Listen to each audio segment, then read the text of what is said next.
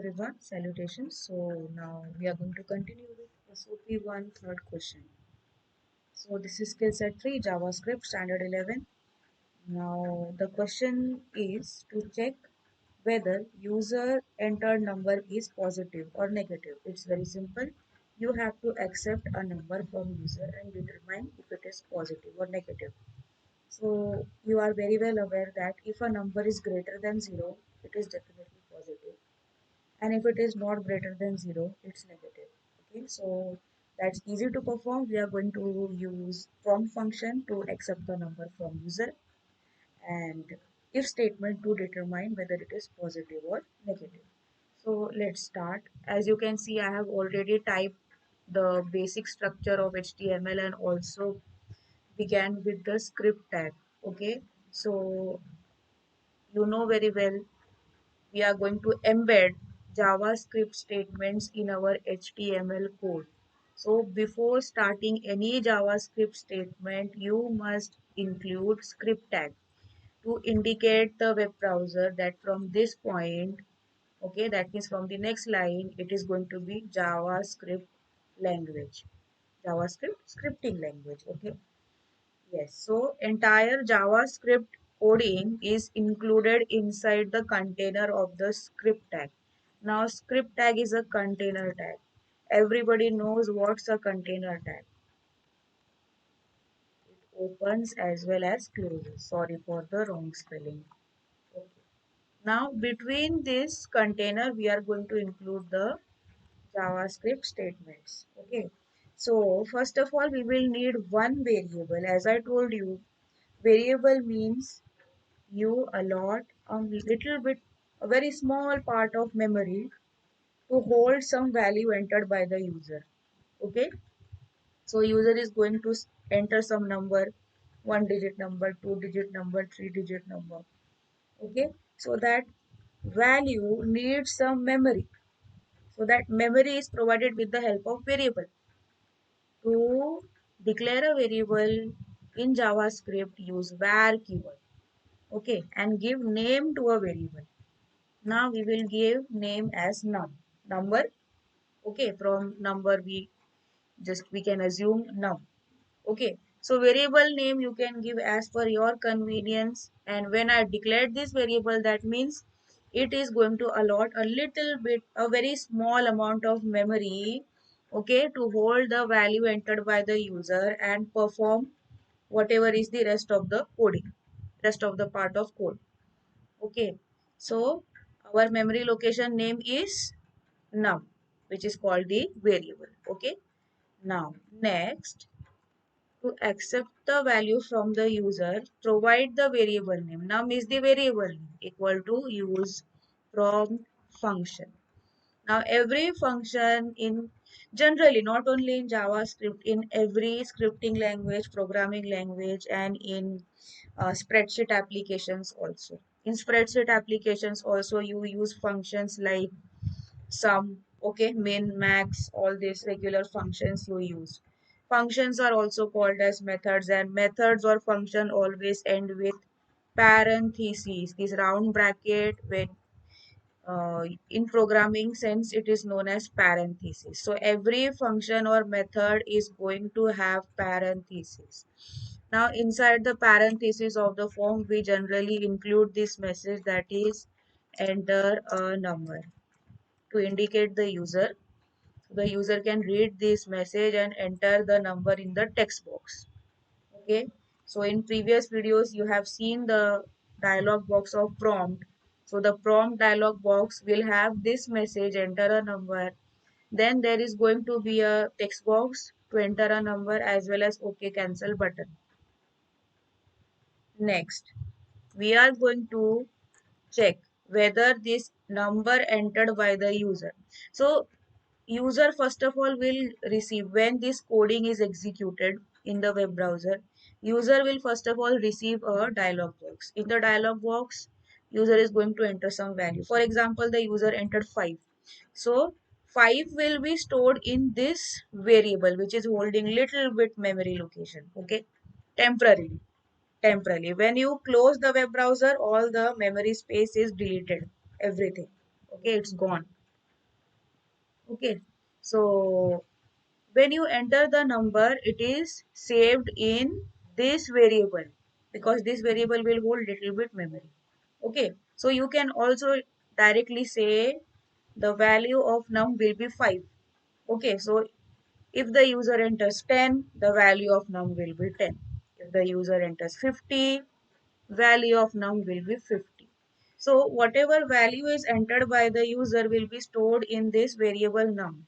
Now we have to check whatever value is stored in this variable, is it greater than 0? If it is greater than 0, you know very well if statement, first of all we provide if keyword. Okay, then in the parenthesis we provide the condition. So our condition is we have to check our number, it is greater than 0 or not. So if always has two possibilities, true and false. True means definitely our number entered by the user is greater than 0. So that is true part. Okay. If the condition is true, execute the true part. Now what is true part? We are going to provide this statement that is called document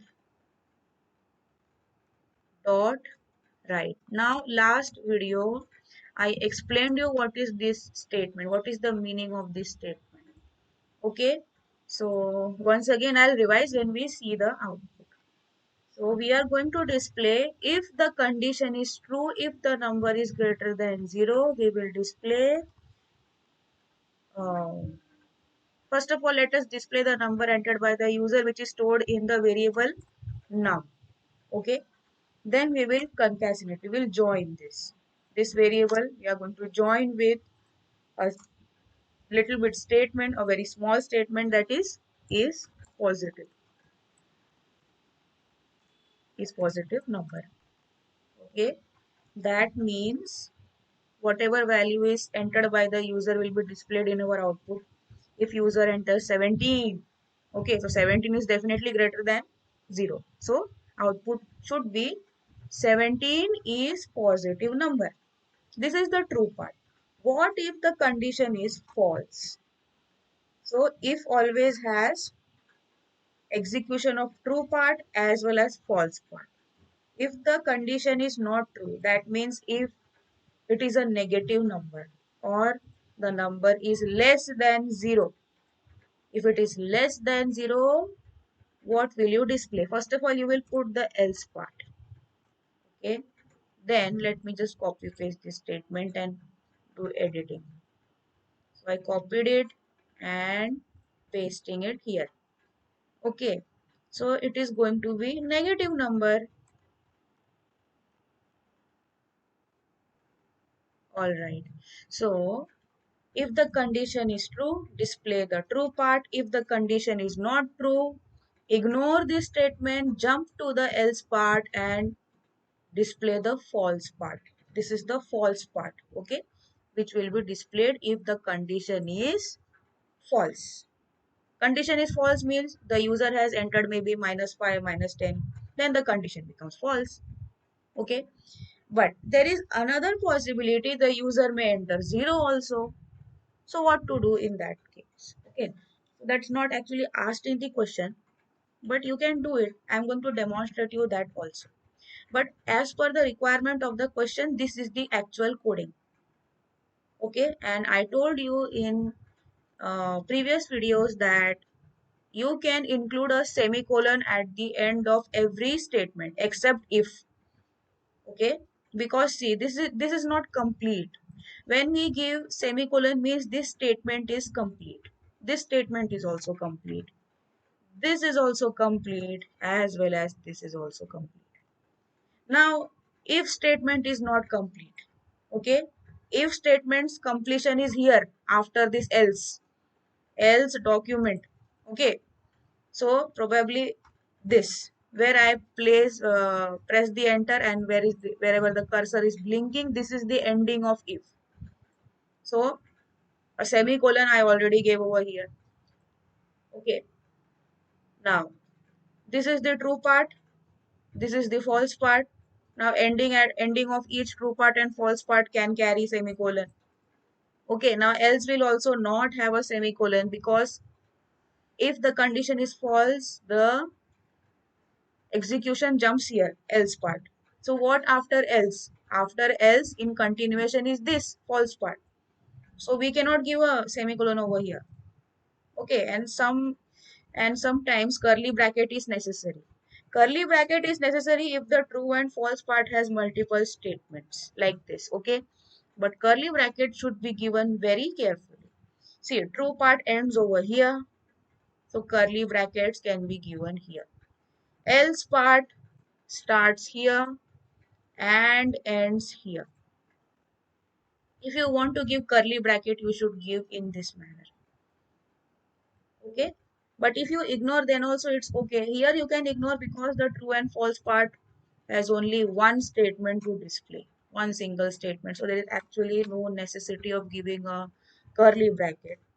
And giving semicolon is also optional in JavaScript. I told you. If you are taking new line for new statement, there is no need of giving a semicolon. It's optional in JavaScript. I'm talking only about JavaScript. Okay. It becomes compulsory when you are typing multiple statements in a single line. So to separate each single statement, you should give a semicolon. Okay. But we generally type new statement in new line. So at least in JavaScript, it's optional. But if you want to put, you can put, but you have to be careful. Do not put semicolon at this part, at the here. Okay. At the ending of the condition of if and else. After else also you should not be putting semicolon. Otherwise, if you want to give, you can give. So I saved the coding. Let's see the output. So to see the output, it's very simple. You have to go to the folder where you have saved the file. Okay, I have saved the file in documents folder, in JavaScript folder. I will double click and open it. This is my file sop1 underscore 3.html. I already saved it. Okay, before starting recording. So right click, open with, I will use Google Chrome. You can use any other web browser. If you use Internet Explorer, it is going to first of all ask you allow block content. It is going to give some message and a button. You have to click on allow block content and then you will get your output. So see here. The dialog box has appeared with the message we entered. Enter the number with a text box. OK, cancel button. Now I'm going to enter 6. So 6 is a positive number as we gave in our document.write statement, but there is no gap between 6 and is. So to provide a gap between 6 and is, I should give a gap between, before is. So before is, I'm going to give a gap both in true as well as false part. Let's try again. So refresh. Okay. So again, it is going to ask me, I gave 9. So 9 is a positive number once again. So we are basically testing the true part. We tested it. Now we will give -2. So -2 is negative number. So false part is also getting executed correctly. Okay, so this is the actual code according to the question. Output is also correct as you saw. Now, if you want to include the third possibility, what if the number entered by the user is 0? Okay, so you have to now here. Now, when there are more than two conditions to be checked, here we are checking only one condition. Only one condition. Now, if this condition is true, true part will execute. If the same condition is false, false part will execute. But now we are checking three possibilities. Okay, here we have checked two possibilities. Either the number is positive or negative. Now the third possibility is if the number is 0. Okay, that means you have to give two trues and one false. False can be one, trues can be any number of in multiples. Okay, so I hope so you got the idea. If you want to use multiple true part, okay, multiple possibilities. If you want to check, if you want to check multiple possibilities, more than two possibilities, here we are checking two. Now we are checking more than two possibilities. Then the last possibility will be false, remaining all possibilities will be true. Okay, so in that manner we will provide our if condition. So if condition, main if condition, our first possibility is this. Our second possibility may be if the number entered by the user is 0. So what to do? Okay, use else keyword, take an enter, and once again give if condition. So this will be known as else if ladder. Okay, generally this is called if else if ladder something. Okay, and in textbook also this example is there. Possibly it is there. If it is not there, then also you see it how to perform it. It's easy. Now see, this is the first possibility. This is the second possibility. Now the second possibility, I have to change the condition if the number is 0, equal to 0. Now you will say, why double equal to? Okay, if you give single equal to, that is assignment operator. See here, we have used single equal to, it is the assignment operator. That means value entered by the user is assigned to this variable num, stored in this variable num. That is assignment operator. Okay, and if you want to give equal to operator, which is a conditional operator. Conditional operators, greater than, less than, greater than and equal to, less than and equal to, not equal to, and equal to. This is equal to. Okay, now you will ask me what is not equal to. It's already given in the chapter, you can see. Okay, so the operator for not equal to, I'll just show you shortly. This is not equal to. Exclamation symbol and equal to, this is not equal to. Okay, but right now we want equal to. We want to check if the number is entered by the user is 0. Then what will you display? Is ZERO. Okay, control S. So you saw it. Our second possibility is after is else keyword, but as you know, I told you if there are more than two possibilities, only the last possibility will be false part, remaining will be true part. So for true part we give if and the condition. True part we give if and the condition. Okay, for the false part we give only else and the false part. Okay, if I said any other thing, I'll repeat again. I think so I made a mistake while telling. Okay, so there are three possibilities. So the last possibility will be false, correct? So this is the false part. So true part, if condition and true statement. Second possibility, first give else keyword. This is also true part. Okay. So true part will have if and the condition with true statement. Okay. And last possibility false. So false part has only else keyword and the false statement. This is how it works. Okay. Now you can say, can I include more possibilities? Yes. If it is logically applicable, you can use it. What to do if you want to add more possibilities? Here it is not possible. Here all the possibilities to test a number is complete. Okay. So if there is any requirement, if there is any question to check, enter some percentage and check which class is obtained by the student. So there will be many conditions to be checked. Okay, fail, pass class, first class, second class, distinction. Okay, so there are many possibilities.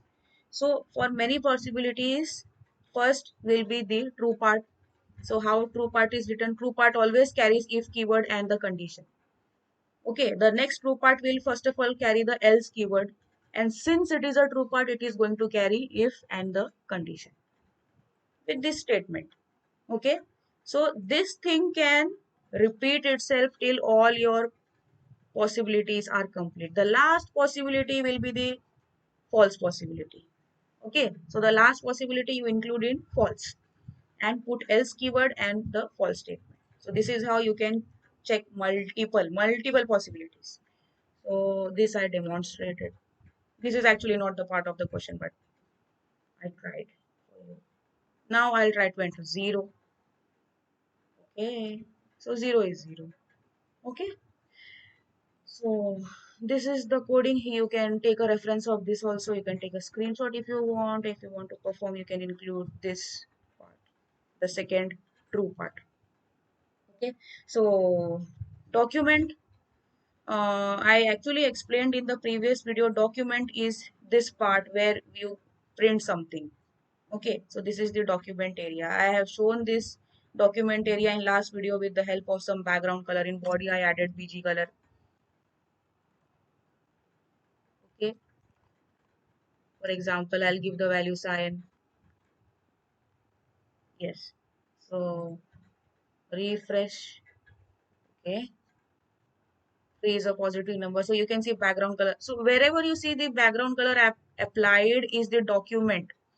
Okay, and this entire thing, entire web browser is the window. Document is inside the window. You can see this white part, this gray part. This is the entire window. Inside the window we have the document. That's why, first of all, we have the window object, and here we have, this is the document object.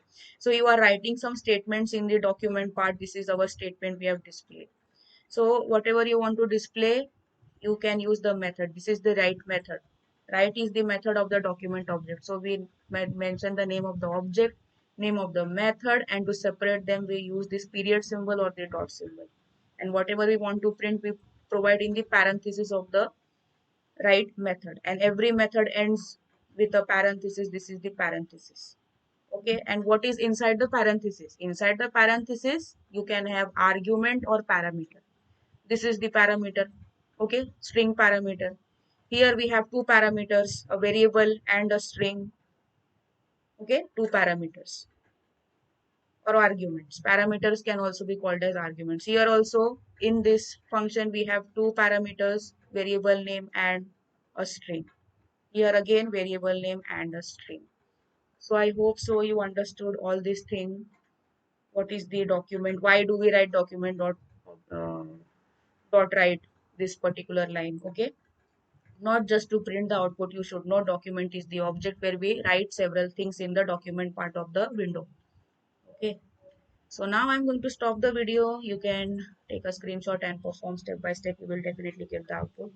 So I'll see you in the next video with SOP2. Now SOP2 is also going to have 3 questions. So one by one we are going to solve, understand. Okay, take care everybody. See you in the next video. Thank you very much. Thank you, thank you, thank you, thank you. Take care. See you in the next video. Bye.